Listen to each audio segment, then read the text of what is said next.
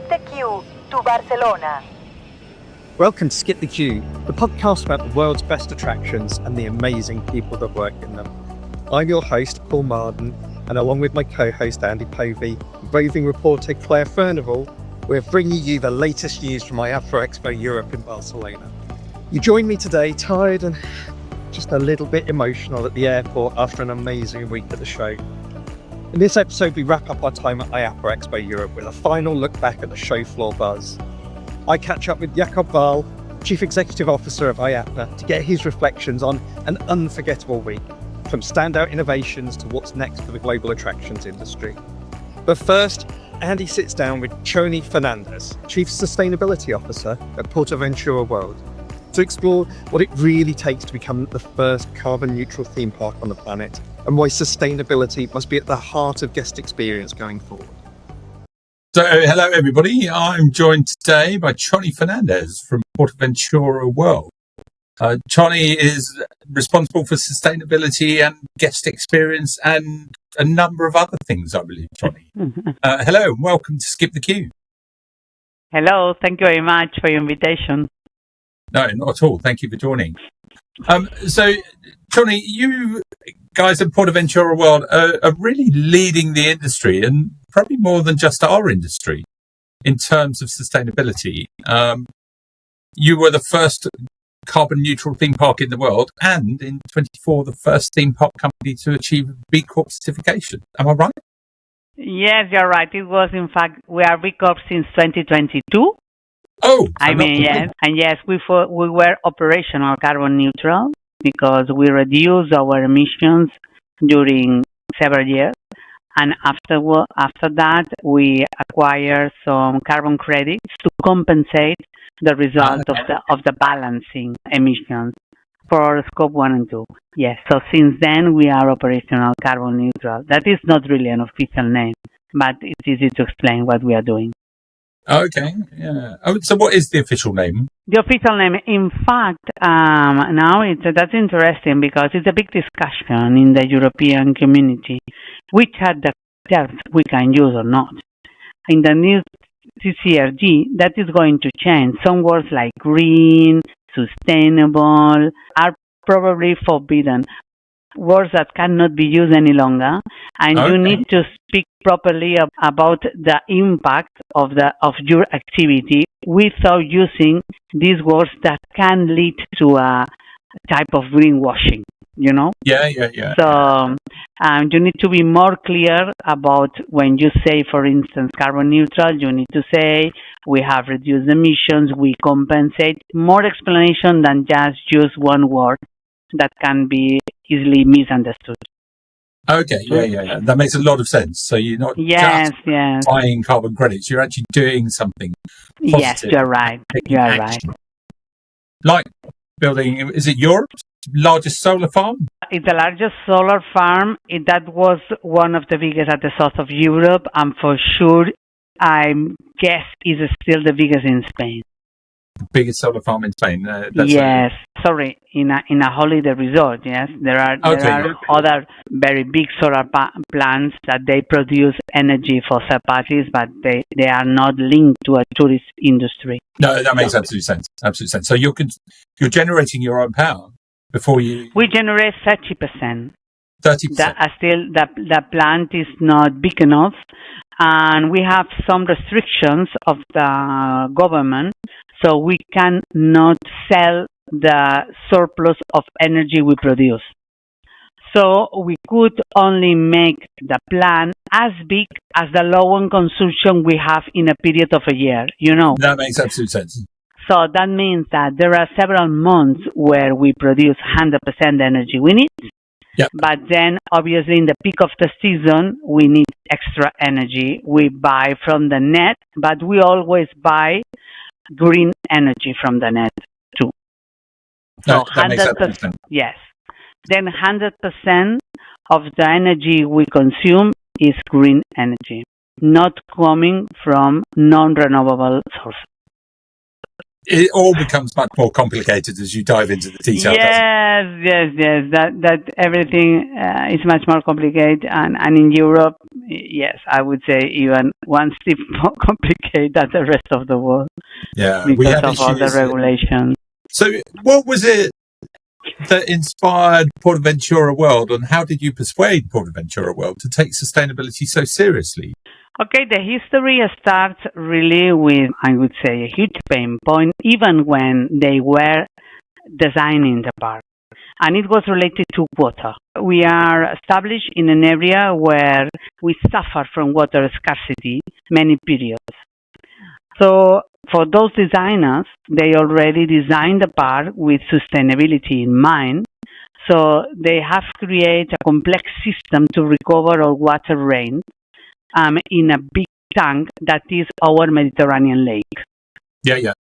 So water was a treasure since the beginning, and they have also in a private public investment take all the grey waters from the park, sending it to a water treatment plant several kilometers far away from the resort, and making the pipes coming the recycled water back to the resort for gardening.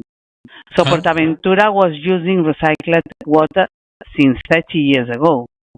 So, and that was really the starting point of sustainability at PortAventura. So we start with all the environmental impacts that the activity was going to have. And they create the park open doors in 1995. So in 1997, just 2 years after that, they have created the green team. That it's a team from different members, different departments, who takes care of the of the environmental impacts and how they can reduce the use of water, energy, and so on. And this team is still working nowadays and takes care of more complex things, certifications, but with the same, I would say, purpose, that is to reduce the environmental impact of the resort. And now we start to regenerate different areas. So it's not reducing impact, it's creating positive impact through regeneration. And that was a starting point, but I like to repeat that sustainability has not fixed rules. So that is the story of PortAventura, because we are what we are located where we are. But for instance, in the Global Sustainability Committee of IAAPA, Scarlett was member of that, and Scarlett, the sustainability has not begun for the water scarcity. They don't have this problem. So sustainability there was more linked to the social sustainability, how to integrate communities in the project. So it really depends, again, in that moment, in the momentum, that we call. So where you are, who you are, what is your footprint of your activity in your community and in the environment. So we start with that, and year after year, we consolidate this beginning. So any new activity of PortAventura, it doesn't matter, new hotel, new park, convention center, has always followed the same philosophy that we started in 1997. Yes, because I think that this makes the project really coherent, consistent, and resilient. So it's something that we have not done from day to night, It's something that we have. It's like a dish you have cooked in a low temperature, Yeah. It's slow cooking. It's slow cook. That is, Sustainability PortAventura is a slow cook. But at the end, the dish is very good cooked, and it's good. Absolutely. And then, as the person responsible for customer experience within PortAventura World, before talking to you, I wouldn't necessarily have put sustainability and customer experience together in the same group. You're right, because, that is something that has changed also through years, So sustainability was linked, as happened at PortAventura, it was totally linked to the environmental part. But that is only 1/3 of what sustainability means. Sustainability is also the social impact and obviously the governance. So we call also ESG. Okay, it has some difference because it has more financial meaning, but what is clear when we talk about sustainability, we talk about the environmental impacts and the social impacts. And the social impacts are the impacts that your activity, our activity, has on people. And when we talk about people, we talk about employees, we talk about our community that's surrounding us, we talk about shareholders, we talk about suppliers, and we talk about guests or visitors. Mm-hmm. So, and the activity of any company should have a positive impact on these people that is affected by the activity, that they are also called stakeholders. So, and here is the reason why we try to improve every year the guest experience in order to improve this positive impact. And at the end of the day, because we are not NGOs, we strongly believe that a positive impact on the guest experience is going to be translated in future revenues, more attendance for our parks, and makes our resort more resilient because it's more profitable in the long term. So this really is a sort of a wheel or a cycle. You are right. Right. So we really differentiate at PortAventura. I mean, sustainability is also a new angle to see your business. Okay, there is the financial angle, and then there is the angle on how your activity affects the different stakeholders. But that is clear that both needs to go together. I mean, business and sustainability. In fact, one of the reasons to become a B Corp company is to evolve our mission and vision with a purpose that integrates sustainability in the business model. So it is much easier for us to talk to employees, to talk to suppliers, to talk to guests about what is the reason why it exists and why it's important to have sustainability included in order, again, to make our business resilient through the path of the years.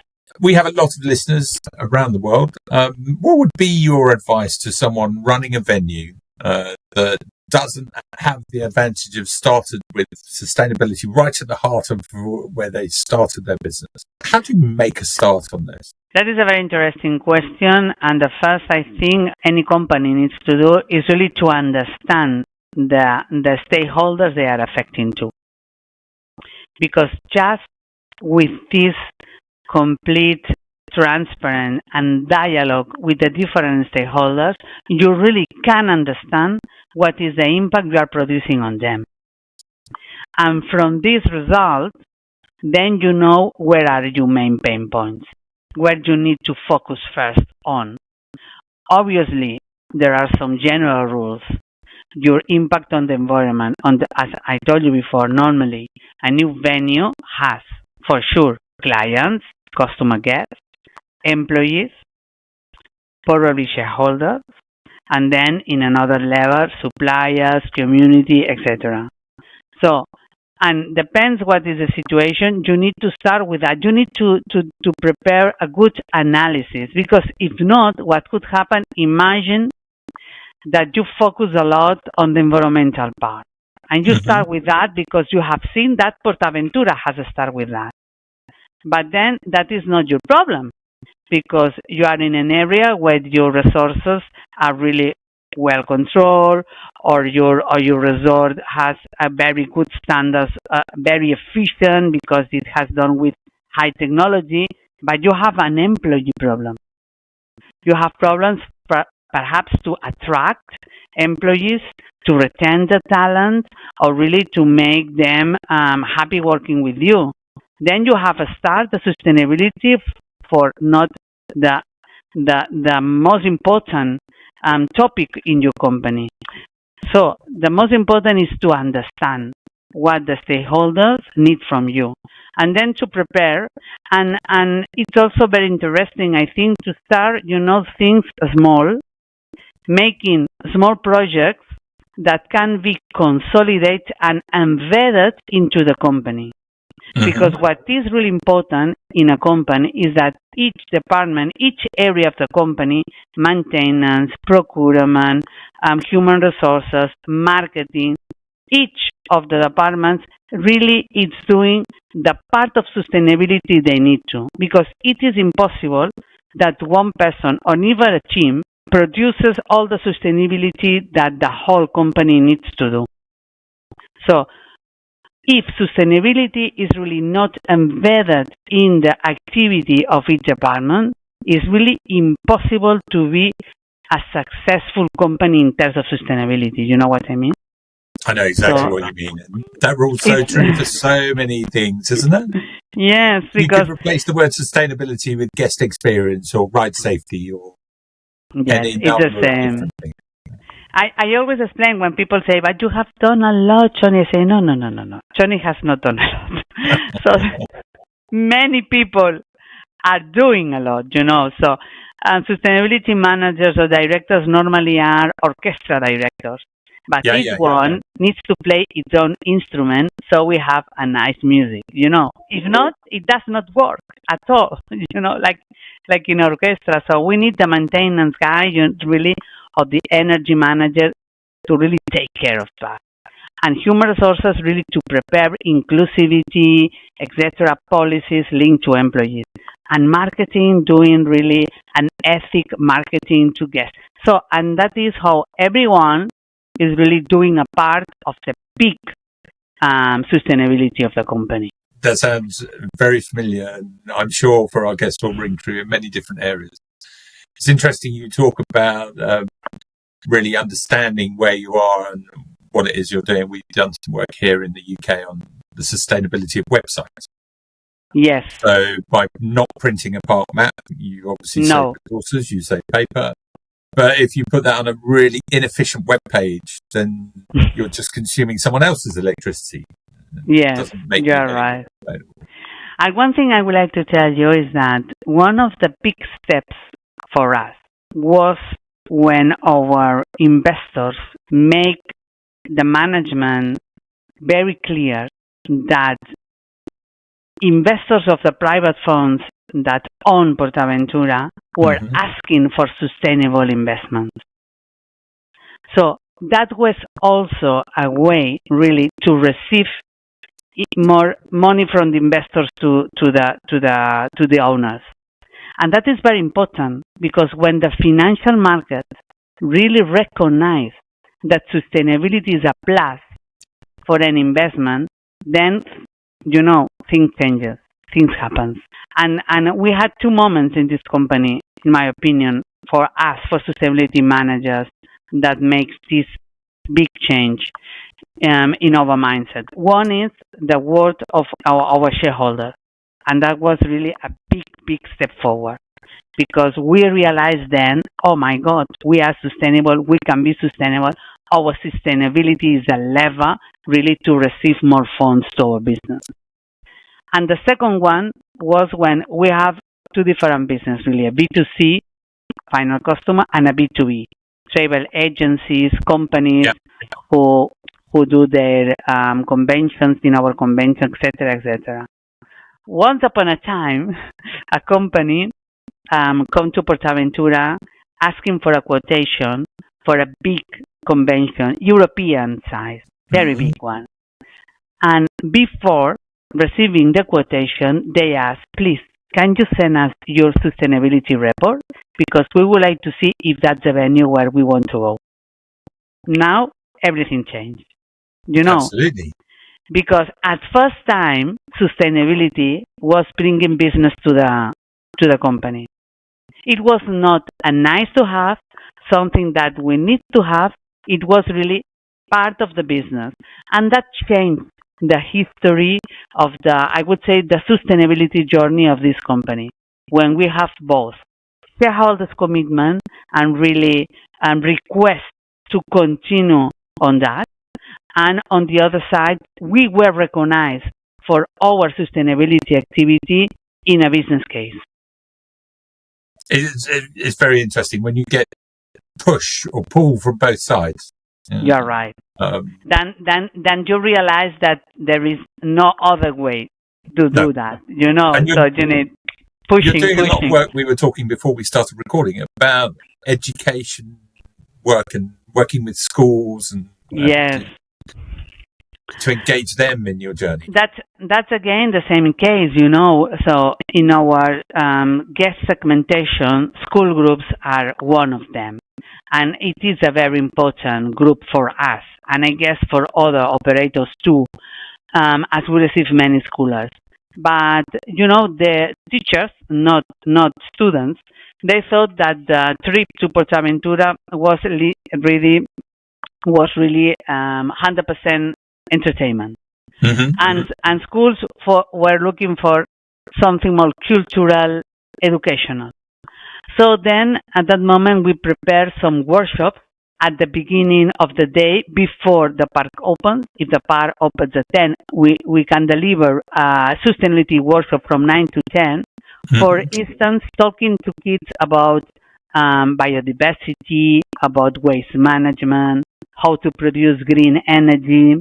So in the solar plant, we don't have only solar panels. We also have some instruments, some elements to explain children how to produce green energy with movement, with wind, with sun, with solar energy, and they can experiment with their hands, with these elements, how to produce this green energy. And that is really then how and they understand very well, because as I told you before, that is part of the curriculum that they have to study at schools.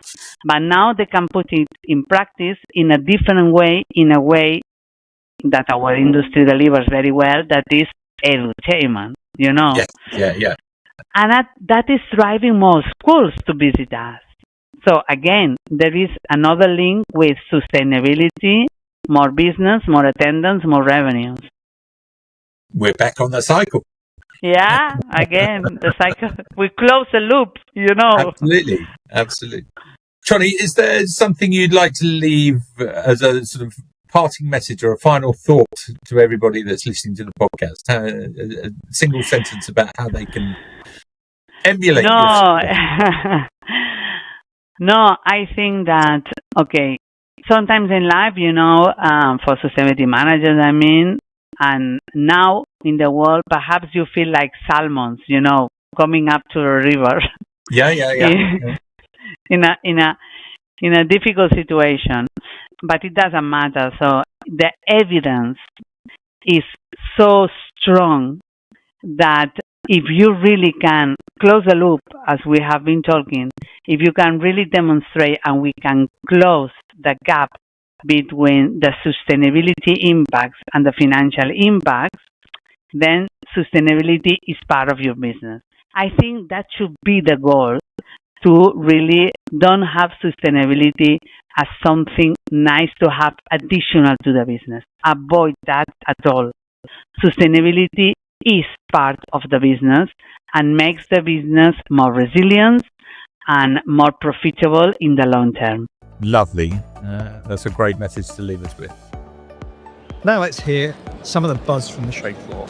So day 3 of IAAPA, and I've just bumped into Matt Barton. Hello. Matt, you wear many hats. My day job is I'm the founder and CEO of Curtain Up.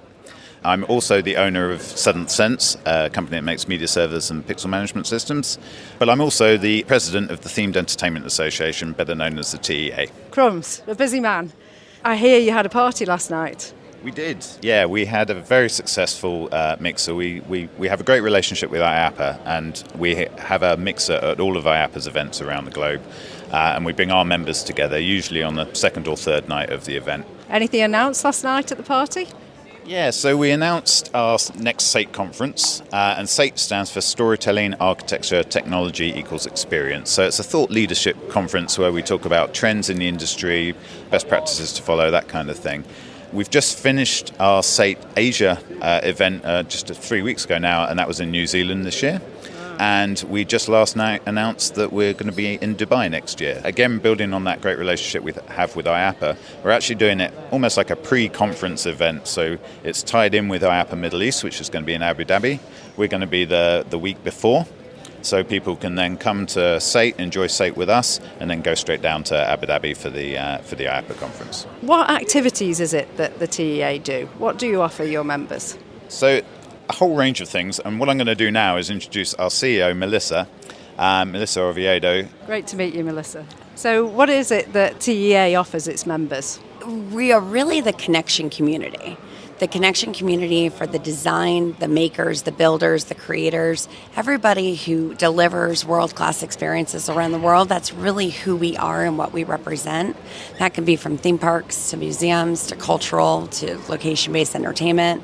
So I understand that the TEA does an annual benchmark report. Yeah, we've just rebranded this. This is the TEA Theme Experience Index. This is the 19th year that we're doing this benchmark study. It's really exciting for us. And what this is this is the annual attendance report that tracks attendance data from around the globe for the top theme parks, water parks, and museums globally. It really looks at trends so we can understand where are the guests going, where are they spending their time, how are the parks, especially as they're coming new on the market, how do they influence those trends? And we're actually going to be launching this on October 22nd. So a couple of questions spring to mind on that one. So first of all, can anybody access the report? Yeah, sure can. It's a completely free resource. You can go online. If you're not a member, we just ask for you to fill out a quick form so we know who's downloading the report, and you will have full access to all of the data, and we will have actual books to hand out at IAAPA in Orlando in November. The sector's very, very, very lucky to have this piece of research. So can you give us any snippets as to what we might see in the report? I think you'll see that the theme parks are really consistent. The big players are still the big players, with Disney and Universal really driving the main attendance data. And then China, with Chimelong Parks really still holding rank at number one water park in the world. Yeah. We're seeing the attendance coming back in a fierce way in China. So outlook is positive. Overall, though, you'll be able to find in the report a lot of the trends that we're seeing, a lot of what we're not only anticipating in 2025, but in the future as well, with all of the developments that are happening. So really exciting report this year. And what about 2026? What does that bring the TEA? Momentum is high, right? As the community continues to look at how they diversify as an organization or as a business. Theme parks is our core, but we're so much more than just that. So I think you're going to see more people doing really cool and immersive things in new places. I think the definition of themed entertainment gets broadened and further defined. I think that you're going to see more activity and more collaboration, because collaboration is really when the magic happens, and you're going to start to see that even more robustly in 2026 and beyond. Sounds exciting. So last thought from you, Matt. Yeah, I just wanted to touch on a couple of things we've got left in 2025 before we look to 2026. Yeah. So I mentioned SATE earlier. We also have our SATE conference in North America coming up. So that's in October at Knott's Berry Farm. And that ties in with when we're launching the Global Experience Index. And then in November, we've got our mixer, our international mixer at the combined with the IAAPA conference in Orlando. And so on the Tuesday night of IAAPA, we have our international mixer at the Isle of Berk attraction at Epic Universe. We've got the whole land. We've got dinner and drinks, and it's going to be a good one. So make sure you get your tickets soon. One not to miss. Well, it's fabulous to catch up with both you, Matt, and you, Melissa. So thank you very much for your time. Thank you. Thank you so much, Claire. So we're on day 3, and I'm sitting here with Elliot Hall, who's one of the founding partners behind Expression Capital Partners. Elliot, hello. Hi, Andy. Hey. Good to see you. So for our listeners at home, can you just tell me what Expression Capital Partners do, and treat me like an idiot, because I really don't understand the world of investment banking and all that kind of stuff. Okay, so Expression Capital Partners is the advisory firm to Entertainment Investments 1 LP. Okay. Which is specialising in the entertainment industry. Interesting. So I understand you're doing some work with Hasbro, and in particular things like Monopoly. Yes, yeah, absolutely. So we're looking to open Monopoly themed hotels and casinos around the world. Wow. Along with many other different types of brands, Hasbro across their 1,000 plus brands. I understand there's also some sporting connections. Tell us a little bit about, or tell us what you can. Yeah, so what we can. We are working with some brands that have relationships and contracts licenses for the IP for UEFA, FIFA and the FA. Oh, wow. And, so some really exciting products there and businesses, and we are in a position to be able to sign licenses and lease agreements and so on. And we're looking at bringing all of those brands together, either in the same cluster of IP attractions or within one building under one roof. So, Elliot, you guys are the people that are bringing the magic together, the IP, the operators, and then working out how someone funds it all. Yes, absolutely, yes. Fantastic.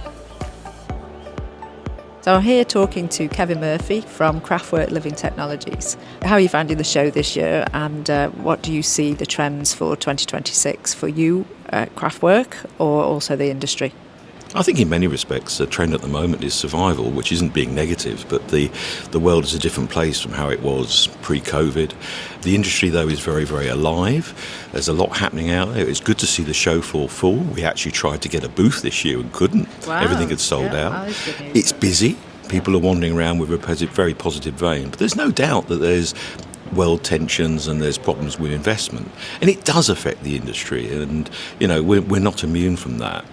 But what's been good about this show is that a lot of the partners and clients that we're working with are starting to announce their new projects.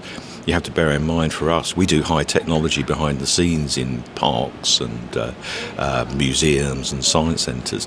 We can be working on them for many, many years. So we've had projects that have been brewing and they're just starting to get announced now. So what I'm seeing is, although there's concern about the industry, there is a slightly more positive vein coming through. I think the economy is improving out there, investors are starting to come out, and you can make money out of our industry. So what in particular have you got going on in 2026? Anything you can talk about and share with us? Well, we're very, very pleased. It's been announced, so I can talk about it. Plopsaland, which is a park in Belgium, working with MAC, and I'm delighted to see that they've just announced, earlier than we expected.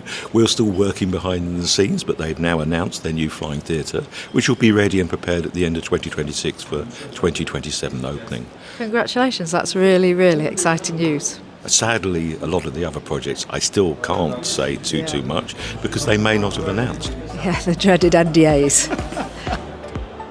Just bumped into Jacob from Attractions.io. How's the show been for you? Great. This is my second time at IAAPA in Barcelona, and it's been even better than the first time. So the weather's held out, great conversations, great company, so overall a success. And a little birdie has told me that you have a new feature coming out. That is true. So, we have launched a new product this month called GX Pulse. And the idea is it's enabling operators to make sense of all the noise of guest reviews and sentiment by breaking reviews down from TripAdvisor, Google reviews, their own internal platforms to make sense and map that across a guest journey specifically for attractions. So it's able to understand sentiment across things like queue management, your attractions, your food and beverage, give you scores and benchmark you against other venues, but most importantly give you actionable insights to make improvements to the guest experience. Brilliant use of data there. Really, really, really good. So is this product now launched? Yes, it is. So it is. We've been demoing it across some attractions at the trade show floor this week. It's had some really positive feedback. This product is completely separate from our core app platform and experience. So even if you don't have a mobile app and don't need a mobile app, this can be valuable for anybody that is looking to understand the sentiment and experience of their guests across their attractions. Fabulous. Guess we'll be seeing you in IAAPA Orlando. Yes, and I heard there's going to be a great party hosted by Skip the Queue. I'm not sure we'll be hosting a party, but we'll certainly be partying. Well, I'll be there to join you nonetheless. So we're here for the final day of IAAPA Expo Europe. I've had a whale of a time, and I'm sat here with Jakob Wahl, who, amazingly, considering 3 days into this fantastic expo is still looking fresh and bright. Jakob, please introduce yourself for our listeners who may not know you. I'm President and CEO of IAAPA, the Global Association for the Attractions Industry. I've done that now for 2.5 years, but in total I've been with IAAPA for, I think, nearly 15 years. Wow. So man and boy almost. Yeah, and I always say the kid in the candy store. I love doing what we do and bringing people together. How could you not? So this is my first IAAPA. It has been fantastic, and stood on the show floor. I think it was yesterday. I was on my own, done so many interviews. I've been bouncing around, but I just had a few minutes by myself and just stood in the middle of it all. And it totally is like being a kid in a candy store. The Willy Wonka moment, isn't it, of what this place is like, because it is so fantastic. It is, and the most wonderful thing about it is, we as an association, we create a framework, but it is actually all of you, our members, who fill it with life, because everybody comes together. It's just a massive class reunion. People know each other, and the best thing about it is they're all willing to help and support each other. So obviously the trade show floor is one component, but we have all those networking sessions, the education sessions. We have safety corners. We have places where people can exchange with, depending on what they work in or where they work, and everybody comes together to share, and that is so wonderful, because it's not only family-owned parks, small parks, big parks, but it's also the big private equity corporate players. They're all here to really benefit from this platform, and that fills me with pride. Good. So, as the week draws to a close, what's been the real highlights for you? How much time do I have? First of all, the people. It's always the people. It's, for me, it's my team coming together from all around the world, putting this together, and then it's the people coming and creating those education sessions, creating those moments together, sharing the knowledge. That is just wonderful. And there's not one specific moment like that, but there is just, it happens all the time. And then one of the highlights for me is always the opening reception. That is our Tuesday night event, which took place at Tibidabo, this classic historic amusement park on top of Barcelona. We were a little bit concerned Monday, will it rain, will it not rain? So we had to rent tents to make sure that everybody will stay dry. And what happens if you rent tents? Obviously it doesn't rain. Absolutely. There was an expensive insurance, but it turned out to be exactly that evening. And we have been into Barcelona 3 times now. We have been to the Tibidabo 3 times. And I think I can be pretty sure that when we go back to Barcelona in 3 years, we'll also go again to Tibidabo, because it's just this evening filled with magic and good people. Excellent. You've had some time wandering the show floors, I'm sure, talking to suppliers, getting a feel for what's happening in the industry. What have you heard from the show floor that you think is going to influence the sector over the year ahead? I would have loved to ask you that question, actually. What is your impression? Oh, the blending of tech with real life I find really interesting. We all want to take our kids to attractions because we want to pull them away from their screens, but there's got to be a hook, I think. And in many cases, there are rides or there are amusements of some form that is a skillful blending of that tech with an in real life experience that I think is the hook to get the kids in, but then we're still wrenching them away from the screens. They're doing something for real with family. Yeah, I think, technology enhances the experience. It doesn't replace the experience. And I think that is something which is very clear on the show floor, that there are different ways of how you can combine existing attractions with new technology. And we sometimes call it fusion attractions, where you bring several elements into play with each other. And I think that is very important. What we have seen also is an increase in what I would call smart technology. How can you use technology to improve the guest flow, to make it even smoother? We all want to have a smooth process. It should be easy on the phone. All those things, that is, besides the classic coasters and water slides and inflatables, that is, I think, some area which has really grown on our trade show floor over the past years. Yeah, absolutely. If you can smooth that process from the moment that they hit the website all the way through, getting them to the experience and then back out the other side and encouraging them to want to return again is really important, isn't it? And the same is for operations and maintenance, the front of house for the customer, but also the back of house. And we learned some fascinating things. We talked in our leadership breakfast with the CEO of a large park group, and he said their tools can now predict 93% of the attendance of every day, and that is just fascinating because that helps operational planning, that helps food and beverage planning, that helps all those aspects in running a park successfully or running an attraction successfully. Absolutely. So, as we come to the end of IAAPA Expo Europe, there are many US listeners, I'm sure, also quite a few Brits as well, anticipating IAAPA Expo Orlando in November. Have you got any insider tips of things that we can look forward to in Orlando? I can say it will be epic. There will be there's quite a significant theme park which opened this year, Epic Universe, which is just down the road from the convention center, and we actually have not only Mark Woodbury as speaking in our keynote, in our leadership breakfast, but we also have privatized the park on Thursday evening for the IAAPA Celebrates for 4 hours. So it is Epic Universe just for IAAPA members, which will be amazing. I've had the luck to visit the park several times, and I can only tell you, you should be there. The evening before the show opens on Monday, IAAPA has the Legends event, the honorary evening for the Hall of Fame. And this year we're actually inducting 5 inductees.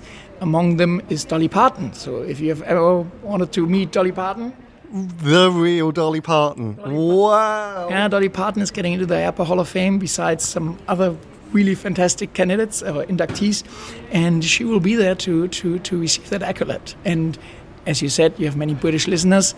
Next year, IAAPA Expo Europe is in London. Now, I'd quite like to do an edit for my family that might be listening, because that did sound quite epic. And we need to be absolutely clear that there's lots of hard work to be done in Orlando, as well as enjoying ourselves at Epic and seeing Dolly Parton. Yeah, I'm pretty sure we need a Skip the Queue on-site podcast from Orlando.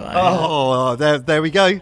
There we go. I think we should end it there. Jakob, it has been delightful to meet you. I've really enjoyed it. I'm so grateful for being invited to come to IAAPA this year. Bring the podcast here. I've had so much fun. I've learned so much. It's been wonderful. Thank you. Well, we love what you do. Thank you, for making the attractions industry present in the digital space, and we are all great listeners of your podcast. So thank you for what you do for us. Wow, what a week. A massive thank you to IAAPA for hosting us in Barcelona. It was an incredible few days of connection, innovation and inspiration. We've absolutely loved being part of it, and who knows, maybe we'll see you again sooner than you think.